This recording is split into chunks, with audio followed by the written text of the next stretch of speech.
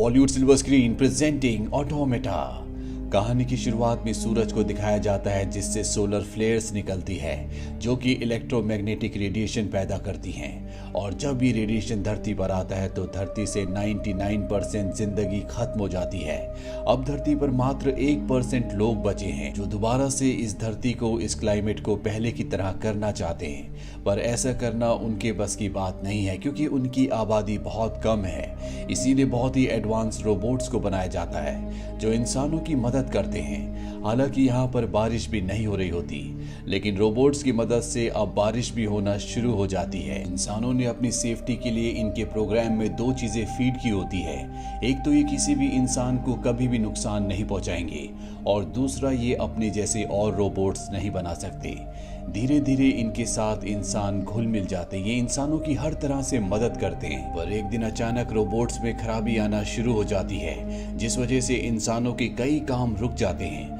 अब इंसानों को रोबोट से खतरा भी लगने लगता है, इसीलिए वो उन्हें डिस्ट्रॉय करना शुरू कर देते हैं। दरअसल सोलर फ्लेयर के बाद इंसान सेफ सिटीज में चले गए थे और आज इस बात को पूरे 20 साल हो चुके हैं। ये वक्त होता है सन 2044 का। रोबोट्स में खराबी आने के बाद अब इंसान अपनी आम जिंदगी में लौट जाते हैं। वहीं हमें एक पुलिस ऑफिसर को दिखाया जाता है जो एक फैक्ट्री के अंदर जाता है जहां पर एक येलो कलर का रोबोट बैठा होता है जो अपने आप को रिपेयर कर रहा होता है। पुलिस वाला उस पर गन तान देता है। वो रोबोट कहता है कि मैं अपने आप को ठीक कर रहा हूँ, मुझे मत मारो, लेकिन पुलिस वाला उसे गोली मारकर उसे खत्म कर देता है। वहीं दूसरी तरफ हमें जैक नाम के एक आदमी को दिखाया जाता है जो कि इंश्योरेंस इन्वेस्टिगेटर है। जिन भी रोबोट्स में कोई प्रॉब्लम आती है वो उन्हें इन्वेस्टिगेट करके उन्हें क्लेम दिलवाता है। एक आदमी उसे अपने घर पर बुलाता है और कहता है कि मेरे रोबोट ने मेरे डॉग को मार दिया, ये वाहियात रोबोट्स है, इन्हें अपने साथ वापस ले जाओ और मेरे इंश्योरेंस के पैसे मुझे वापस कर दो। जैक वहां पर एक चाकू उठाता और अपने हाथ की तरफ फेंकता है, लेकिन इससे पहले कि चाकू उसके हाथ पर गिरता रोबोट चाकू को पकड़ लेता है। जैक कहता है कि हमने इन रोबोट को इसी तरह से डिजाइन किया है कि ये किसी भी जिंदा चीज को नुकसान ना पहुंचाए, इसीलिए आपका क्लेम खारिज किया जाता है। अब अगले दिन जैक को उस जगह बुलाया जाता है जहां पर वो रोबोट है जिसे पुलिस वाले ने मारा था। जैक को बताया जाता है कि इसके पार्ट्स किसी ने बदल दिए थे और इसीलिए शायद ये अपने आप को रिपेयर करने की कोशिश कर रहा था, पर पुलिस ने इसे गोली मारकर डीएक्टिवेट कर दिया। जैक को सुनकर बहुत बुरा लगता है, इसीलिए वो अपने बॉस के पास जाता है और उन्हें सारी बातें बताता है कि किस तरह से एक पुलिस वाले ने रोबोट को गोली मारकर उसे डीएक्टिवेट कर दिया। उसका बॉस कहता है कि पुलिस वालों को अपना काम करने दो। जैक कहता है कोई ना कोई रोबोट्स के साथ छेड़खानी कर रहा है, उन्हें मॉडिफाई कर रहा है जो कि पूरी तरह से इलीगल है। उसका बॉस कहता है कि तुम सबूत ले आओ, बदले में मैं तुम्हारा ट्रांसफर शहर से दूर करवा दूंगा। दरअसल जैक हमेशा से शहर से दूर अपना ट्रांसफर करवाना चाहता था, इसीलिए अब वो इन्वेस्टिगेशन करने के लिए उस जगह जाता है जहां पर कंस्ट्रक्शन चल रही होती है। यहाँ पर बहुत सारे रोबोट्स होते हैं जो यहाँ पर काम करते हैं। जैक वहाँ के सुपरवाइजर से पूछता है कि तुम रोबोट्स को क्यों मारते हो। वो कहता है कि जब भी इनमें थोड़ी सी भी खराबी आती है तो हम इन्हें उठाकर नीचे स्लम्स की तरफ फेंक देते हैं, क्योंकि उसके बाद ये हमारे किसी काम के नहीं रहते। नीचे स्लम्स होती है जहाँ पर बहुत ही गरीब तबके के लोग रहते हैं। सुपरवाइजर कहता है कि यहाँ पर अगर कोई भी इंसान दिखता है तो उसे हम गोली मार देते हैं, क्योंकि हम नहीं चाहते कि वहाँ के लोग रोबोट्स को अपने पास ले जाएं और उन्हें मॉडिफाई करके एक अलग ही रोबोट बना दें। अब जैक नीचे आता है जहाँ पर वो रोबोट्स को काम करते हुए देखता है जिनके चेहरों पर बहुत ही उदासी, निराशा और दुख होता है। जैक एक रोबोट के पास जाने वाला होता है कि वो रोबोट अपने आप को आग लगा देता है, जो देखकर जैक को बिल्कुल भी अच्छा नहीं लगता क्योंकि उसके दिल में रोबोट्स के लिए इज्जत और सिंपैथी होती है। जैक वहां से निकल जाता है और अपनी कंपनी की लैब में जाता है जहां उन्हें एक रोबोट के अंदर से एक न्यूक्लियर बैटरी मिलती है जो कभी भी किसी रोबोट के अंदर इंसान ने नहीं लगाई थी। जैक का बॉस उसे कहता है कि मुझे पता करके बताओ कि ये बैटरी किसने लगाई थी। अब जैक इस बारे में पता लगाने के लिए वहीं पर एक रिसर्चर से मिलता है जो जैक को बताता है कि मुझे नहीं लगता कि ये किसी इंसान का काम है, हो ना हो ये किसी रोबोट का काम है, उसी ने दूसरे रोबोट्स की बॉडी में न्यूक्लियर बैटरी फिट की होगी। अब जैक वहां से निकल जाता और रात को जब वो अपने घर पर होता है तो उसके दिमाग में बार बार वही येलो वाला रोबोट आ रहा होता है जिसे पुलिस वाले ने गोली मारी थी। अगली सुबह वो उसी फैक्ट्री में पहुंच जाता है जहां पर येलो रोबोट को पुलिस वाले ने गोली मारी थी और जब वो उस जगह को देखता है तो वहां पर उसे एक न्यूक्लियर बैटरी मिलती है जिसे देखकर वो हैरान हो जाता है। वो उसी पुलिस वाले से मिलता है जिसने रोबोट को गोली मारी थी और उसे बैटरी दिखाता है। वो कहता है कि मुझे नहीं पता कि बैटरियां कहां से आ रही है। वो पुलिस वाला उसे कहता है कि मैं मैं तुम्हें एक लेडी के पास ले जा सकता हूँ, हो सकता है कि वो हमारी इसमें मदद कर सके। और ये दोनों के दोनों उस लेडी के पास पहुंच जाते हैं, जहां पर ये देखते हैं कि एक फीमेल रोबोट है, लेकिन उसे पूरी तरह से मॉडिफाई किया गया है, यानी कि वो इंसानों को नुकसान पहुंचा सकती है, साथ ही वो दूसरे रोबोट्स को बना भी सकती है, जबकि ये रूल्स के खिलाफ होता है। ये दोनों उस लेडी से पूछते हैं कि इस रोबोट को किसने बनाया। वो कहती है कि मुझे नहीं पता। ये सुनने के बाद पुलिस वाले को गुस्सा आता है और वो उस फीमेल रोबोट की टांग पर गोली मारता है, जिससे उसकी टांग टूट जाती है। अभी दोनों के दोनों यहाँ से निकल जाते हैं। पुलिस वाला जैक को बताता है कि मैंने ऐसा जानबूझ के किया। अब ये लेडी उस रोबोट को लेकर उस जगह जाएगी जहां से इसने खरीदा है, हम इसका पीछा करेंगे। जैक कहता है कि हमारे पास न्यूक्लियर बैटरी है, वो आदमी जरूर हमसे इस बैटरी को खरीद लेगा जिसने उस फीमेल रोबोट को बनाया है। पुलिस वाला कहता है कि जो भी पैसा मिलेगा हम उसे आधा आधा बांट लेंगे। और इसके बाद ये उस लेडी का पीछा करते हैं, जो अपनी गाड़ी एक बहुत बड़े घर के बाहर रोकती है। जैक और पुलिस ऑफिसर भी अंदर पहुंच जाते हैं, जहां पर उन्हें एक दूसरी लेडी मिलती है जो कि डॉक्टर है। ये उससे पूछते हैं कि इस रोबोट को किसने बदला।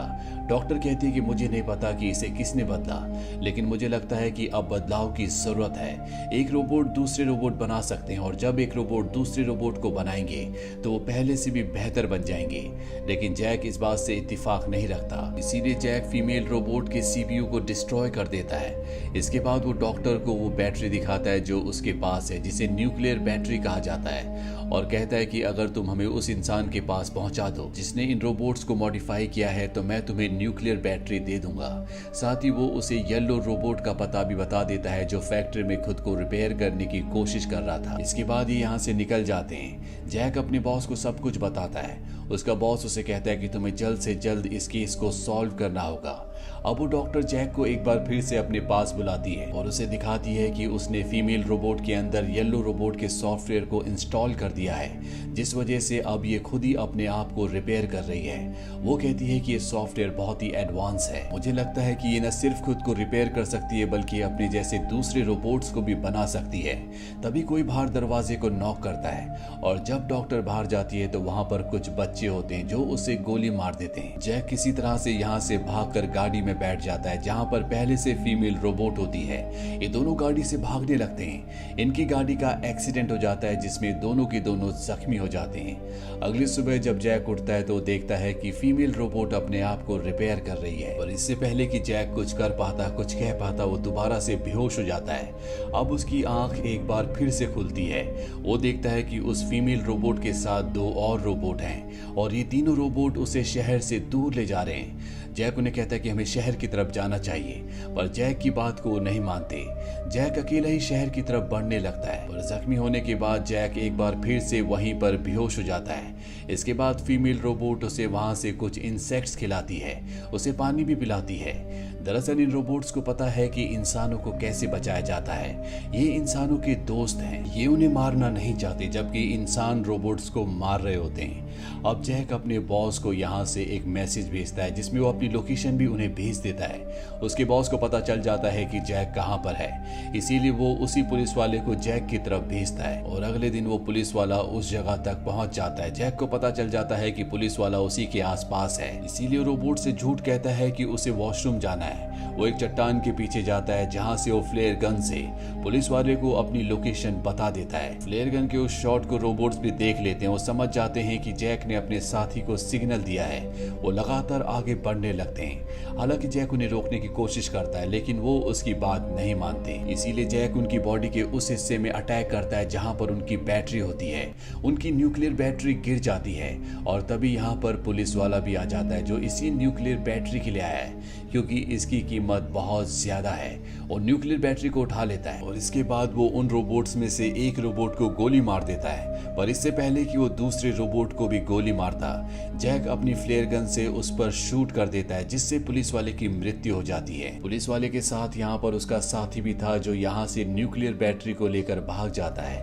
अब जो रोबोट जख्मी हुआ था उसके साथी उसे रिपेयर करना शुरू कर देते हैं। जैक रात को उन्हें कहता है कि तुम मुझे शहर तक पहुंचा दो, मैं तुम्हारी बैटरीज तुम्हें वापस दिलवा दूंगा। फीमेल रोबोट कहती है कि हाँ, कल सुबह हम यहाँ से शहर की तरफ निकल पड़ेंगे। वहीं दूसरी तरफ पुलिस वाले के उस साथी को दिखाया जाता है जो न्यूक्लियर बैटरी लेकर भाग गया था। वो जैक के बॉस को सब कुछ बता देता है कि वहाँ पर क्या क्या हुआ था। अब यहाँ पर जैक के बॉस के पास एक और आदमी आता है जो जैक के बॉस को कहता है कि जब हमने रोबोट्स को बनाया था तो हमने दो बातों का ध्यान रखा था कि एक तो ये अपने जैसे दूसरे रोबोट्स नहीं बनाएंगे, उन्हें मॉडिफाई नहीं करेंगे, और दूसरा ये इंसानों के ऊपर हमला नहीं करेंगे। बहुत लोगों ने कोशिश की लेकिन कोई भी इनके सिस्टम को चेंज नहीं कर पाया। ये बहुत हैरानी की बात है कि किसी ने इनके सॉफ्टवेयर को बदल दिया है। ये बदले हुए रोबोट इंसानों के लिए खतरा हो सकते हैं। वहीं अगली सुबह जब जैक उठता है तो वो देखता है कि उसके सामने सिर्फ फीमेल रोबोट है। जैक उससे पूछता है कि बाकी रोबोट्स कहाँ हैं। वो बताती है कि वो रास्ता ढूंढने के लिए गए हैं। इसके बाद ये यहाँ से आगे बढ़ जाते हैं और तभी ये देखते हैं कि सामने कोई आदमी बैठा है। जैक उसके पास जाता है और जब वो उसके हुड को हटाता है तो वो देखता है कि ये कोई आदमी नहीं बल्कि ये एक रोबोट है। इस रोबोट का नाम होता है ब्लू रोबोट, जो कि फैक्ट्री के पास बैठा होता है। जैक फैक्ट्री के अंदर जाता है और देखता है कि वहां पर रोबोट्स के बहुत सारे पार्ट्स हैं, साथ ही कुछ रोबोट्स भी हैं जो नए रोबोट को बना रहे हैं। जैक वहां से बाहर आ जाता है क्योंकि वो अपने घर जाना चाहता है, क्योंकि उसे पता है कि अब वो एक पिता बन चुका है। दरअसल उसकी पत्नी प्रेग्नेंट थी। जैक यहाँ पर बहुत उदास होता है, वो सामने देख रहा होता है। तभी उसके पास ब्लू रोबोट आता है। जैक उससे कहता है कि कभी यहाँ पर नदी हुआ करती थी लेकिन अब सब कुछ बंजर हो चुका है। ब्लू रोबोट जैक से कहता है कि वक्त के साथ चीजें बदलती हैं, अब रोबोट्स भी बदल चुके हैं। इंसानों को और रोबोट्स को एक साथ मिलकर रहना होगा। धरती पर एक बहुत बड़ा हिस्सा पूरी तरह से रेडियो एक्टिव है, जहाँ पर इंसान नहीं रह सकते, लेकिन हम वहाँ पर रह सकते हैं और हम वहीं पर जाना चाहते हैं। मैं चाहता हूँ कि तुम हमारी बैटरी हमें वापस कर दो। दरअसल जैक के पास भी एक बैटरी होती है और ये बैटरी ब्लू रोबोट को अपने नए डिजाइन के लिए चाहिए। जैक उसे वो बैटरी दे देता है क्योंकि उसे समझ में आ चुका है कि ये रोबोट्स इंसान के साथ मिलकर यहीं धरती पर रहना चाहते हैं और वक्त के साथ अपने आप ही ये मॉडिफाई हुए हैं।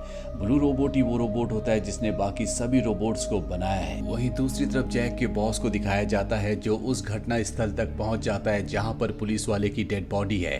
तभी वहां पर उसका वो दूसरा साथी भी आ जाता है जो नए रोबोट्स को इंसानों के लिए खतरा समझता है। उसने जैक को और उसकी न्यूबॉर्न बेबी को किडनैप कर रखा होता है। ये देखकर जैक के बॉस को बिल्कुल अच्छा नहीं लगता। वो उस पर गन तान देता है, लेकिन वो लोग उसे गोली मारकर जैक को और रोबोट्स को ढूंढने के लिए यहाँ से आगे निकल जाते हैं। वही ब्लू रोबोट और उसके साथी रोबोट्स को दिखाया जाता है जिन्होंने एक डॉग जैसा अजीब सा रोबोट बनाया होता है और इसमें वो उस न्यूक्लियर बैटरी को लगाते हैं जो जैक ने उन्हें दी थी, जिसके लगते ही वो रोबोटिक डॉग बहुत ज्यादा एक्टिवेट हो जाता है। जैक के लिए रोबोट्स ने यहाँ पर एक गाड़ी भी रिपेयर कर दी होती है ताकि वो शहर जा सके, अपने घर वापस जा सके। घर जाने से पहले वो फीमेल रोबोट को कहता है कि मुझे माफ कर दो, मुझे तुम्हें समझना चाहिए था, और इसके बाद वो गाड़ी से यहाँ से निकल जाता है। पर जब वो कुछ ही दूर जाता है तो वो देखता है कि वहां पर उसका बॉस जख्मी हालत में पड़ा हुआ है जो अपनी जिंदगी की आखिरी सांसें ले रहा है। जैक अपने बॉस के पास जाता है। उसका बॉस कहता है कि वो लोग तुम्हारी बीबी को किडनैप करके ले गए, उसे बचा लो। वहीं वो लोग जिनके पास जैक की वाइफ और बेटी किडनैप्ड होती है वो अपनी गाड़ी से उतरते हैं। उनके सामने ब्लू रोबोट आ जाता है। वो ब्लू रोबोट को अपने रास्ते से हटने के लिए कहते हैं, पर ब्लू रोबोट कहता है कि मैं तुम्हारे किसी भी ऑर्डर को नहीं मानूंगा। ये सुनने के बाद वो उसे गोली मार देते हैं और उसके अंदर से उसकी हार्ड डिस्क को निकाल लेते हैं। यहाँ पर फीमेल रोबोट भी आ जाती है, वो उसे भी गोलियां मारते हैं। पर अब जैक भी यहाँ पर गाड़ी से पहुंच चुका होता है। वो इन सब पर हमला कर देता है और एक एक करके यहाँ पर सभी लोगों को मार देता है। जैक भी अब बहुत ज्यादा जख्मी हो चुका है, ना ही उसके पास गन होती है और इन लोगों में से अभी भी इनका बॉस बचा हुआ होता है जो गन लेकर जैक के पास पहुंच जाता है। और जैसे वो जैक को गोली मारने वाला होता है यहाँ पर रोबोटिक डॉग आ जाता है। वो उस पर हमला करके उसे नीचे गिरा देता है जिससे उसकी मृत्यु हो जाती है। अब जैक की पत्नी अपनी बेटी को लेकर उसके पास आती है जिसे देखकर जैक बहुत खुश होता है। तभी यहाँ पर फीमेल रोबोट भी आ जाती है जो जख्मी होती है। वो जैक को थैंक्स कहती है और इसके बाद जैक अपनी पत्नी और अपनी बेटी के साथ यहाँ से शहर की तरफ निकल पड़ता है। इसी के साथ ही कहानी यहीं पर खत्म हो जाती है। ये फिल्म ईयर 2014 में रिलीज हुई थी। IMDb पर इसकी रेटिंग है 6। उम्मीद करते हैं कि ये कहानी आपको पसंद आई होगी।